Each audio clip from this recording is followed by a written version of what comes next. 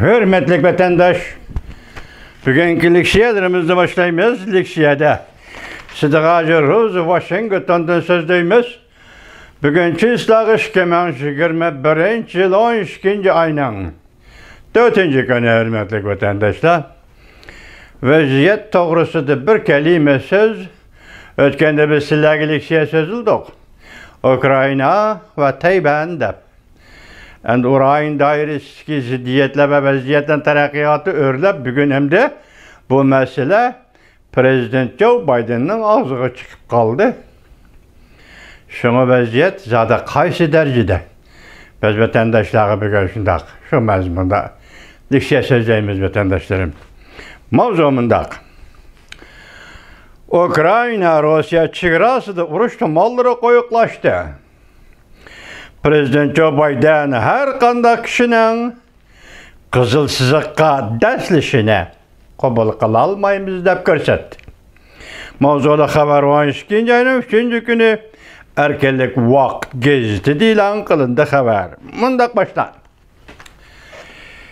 Ukrayna Devlet Müdafiə Ministri Oleksiy Reznikov mundaq görsətdi. Rusya işki devlet çigrası da. Rusya, Ukrayna işki devlet çigrası da 94 bin kişilik askeri kısım topladı. İhtimal kiler yılı 1. ayının ahırda Ukrayna'ga hücum kılıdı. Reuters xabar qilib mundaq görsətdi. Minister Reznikov məxfi dokladdan naql keltirib mundaq görsətdi.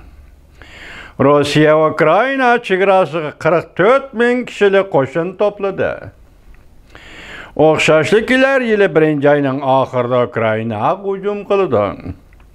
Bu doğru Rusya Ukraynaga cevap qaytırıb mundaq dedi. Ve Ukrayna'nın şərq kısım çigralarda vaka payda qilishdan bişaret ver. Ukrayna Rusya iki taraf münasebetinin ciddileşkenliği doğrusu Prezident Joe Biden 12. ayının 3. günü mundaq görsətdi. Ben özümge işinimen umumi yüzlük hareket bilen ehmiyetlik hareketli birleştirip Prezident Vladimir Putin şunda qiliversin. Lekin kişiler Rusya Ukraynaga hücum qildi deb ansirashga başladı. Lekin bu intayin qiyinga to'xtaydi. Men har qanday odamning qizil chiziqqa daslishini qabul qilmayman. Prezident Joe Biden'ning Rusya'ning Ukraynaga tajovuz qilish planidan xabardor yuqori darajalik bir nafar Amerika amaldorining oshkorlashicha yangi hukumat yana Prezident Joe Biden hukumati Oqsaroyga kirgandan beri biz allaqachon isbotlab berdikki Amerika ve Amerikaning ittifoqdoshlari har xil vositalardan foydalanib Rusiyaning buzg'unchilik harakatlarini bartaraf qilishni xohlaydi. Kelgüsüde bu vasıtalarını işkilenme işletildi. Prezident Joe Biden bilen Prezident Vladimir Putin yakın arada ekran söhbeti ötküzüde Allah'a mölçerlenmekte. Yana bir haber vatandaş. Devlet İşler Katibi Antony Blinken Beijing eğer Tayvan'a hücum kıladigan bolsa bu afet karakterli karar boludu deb görsətdi. Şundaqla Cungo hükümeti bu işine atraflı oylanıp bakışı lazım dedi. Mavzulu xabar 12. ayının 4. günü Dovit orbiti elan qılındı. Muşu mavzu endilikte Cungo'ga nazar orbitide mundaq elan qılındı. Bu mazmun mundaq mavzu aslı elan qılındı. Devlet İşler Katibi Antony Blinken Cungo Kompartiyası hazırkı halatı buzuşqa urunuvatıdı. Tayvan hücum qilish afet karakterlik vaka payda qildi deb ko'rsatdi Tayvan Markaziy agentligi.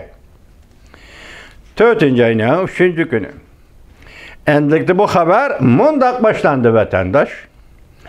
Amerika Qo'shma Shtatlar Davlat ishlar katibi Antony Blinken bugün mundaq ko'rsatdi. Jungo yaqindan beri Tayvanga besim ishlatayotdi. Hozirgi holatni o'zgartmoqchi bo'lyapti. Harbiy ig'vogarchilik qilyapti. Davlat ishlar katibi Antony Blinken mundaq ogohlantirdi. Beijing agar Tayvan hujum qiladigan bo'lsa, bu qaror ofat xarakterli qaror bo'ladi. Amerika Tayvanning o'rnini qo'g'dash, o'zini qo'g'dash iqtidorini kafolatga qiladi, kechiringlar. Antony Blinken davlat ishlar kotibi Reuters agentligining yer shari yig'iniga qatnashganda Tayvan bo'g'izi vaziyati, Jungo va shundaqla Rossiyaga munosabatlik masalalar ustida to'xtalib o'tdi.